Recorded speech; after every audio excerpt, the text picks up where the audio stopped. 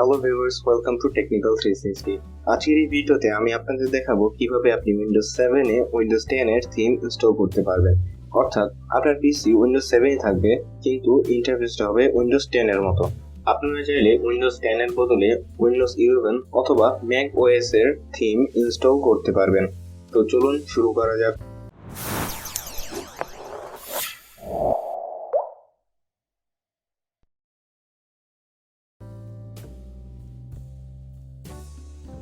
তো প্রথমে এই লিংকটা কপি করে ব্রাউজারে পেস্ট করবেন। এই লিংকটা আমি ভিডিও ডেসক্রিপশনে দিয়ে দেবো।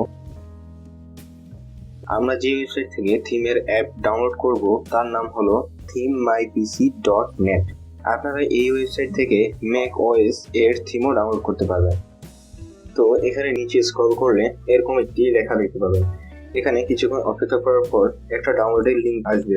এখানে আমরা যে ফাইলটা ডাউনলোড করব সেটা হলো একটা জিপ ফাইল, আর এটা আনজিপ করার পাসওয়ার্ডটা এখানে দেওয়া আছে, এটা কপি করে নেবেন। তারপর এখানে ডাউনলোডে ক্লিক করবেন। One eternity later.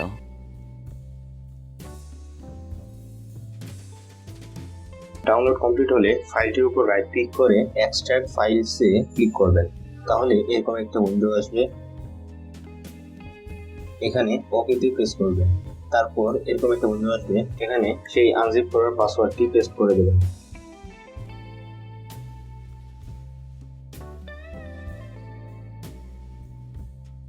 তারপর এখানে ওকেতে ক্লিক করবেন।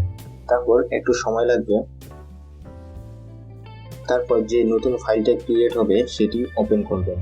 এখানে উইন্ডোজ 10 ট্রান্সফরমেশন প্যাক নামে একটি ফাইল দিতে পারেন। এটির উপর রাইট ক্লিক করে রান অ্যাজ অ্যাডমিনিস্ট্রেটর দিয়ে চালু করবেন। তারপর এরকম একটা উইন্ডো আসবে। এখানে কোনো কিছু চেঞ্জ করার দরকার নেই, ইনস্টলে ক্লিক করবেন। 2000 years later. ইনস্টলেশন কমপ্লিট হতে হতে আপনার পিসির থিম চেঞ্জ হয়ে যাবে। তারপর ইনস্টলেশন কমপ্লিট হলে এরকম একটা উইন্ডো আসবে। এখানে আপনার পিসিটাকে রিস্টার্ট করতে বলতেছে, তো এখানে ওকেতে ক্লিক করবেন। তারপর আপনার পিসি একবার রিস্টার্ট হবে।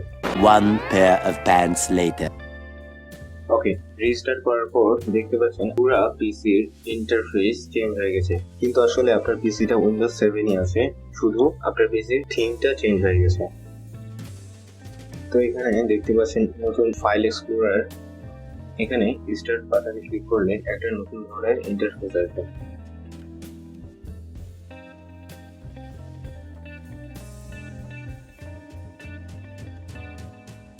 আপনি চাইলে এখানে কাস্টমাইজ করতে পারবেন।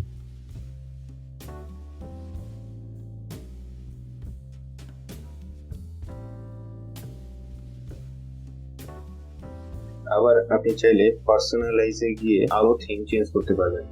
এখানে প্রায় 9টার মতো থিম ইনস্টল হয়ে গেছে। আপনি চাইলে আবার উইন্ডোজ 7 এর থিমটাও রাখতে পারেন।